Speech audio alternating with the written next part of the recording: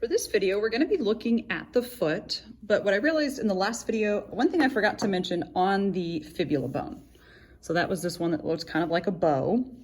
Okay, so we had talked about this part being the lateral malleolus. That's going to be kind of sitting around here on your ankle.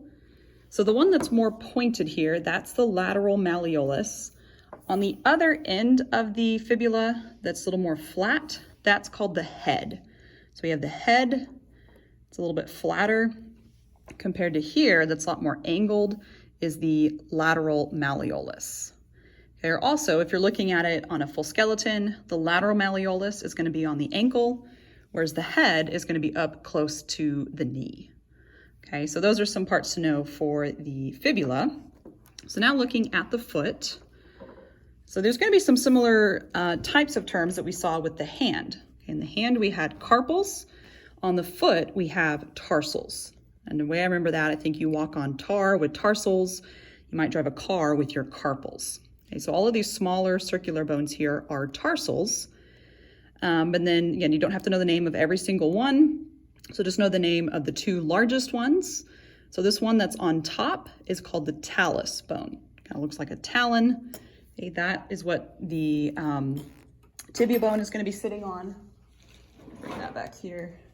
So we have the tibia bone is going to be sitting on the talus, through there.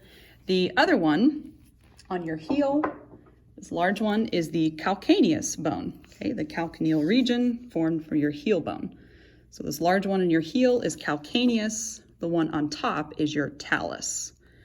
But the general name for all of these bones is called tarsals through here. So these are your tarsals. And then in here, these longer bones connecting to those are the metatarsals. And again, we need to number them. So the big toe is the first one. So we have metatarsal number 1, 2, 3, 4, and 5. Kind of like your thumb is metacarpal number 1. Your big toe is metatarsal number 1. And then for the toes, we're going to have the same kind of terms with phalanges. So the first phalanges touching the metacarpals are called the proximal phalanges.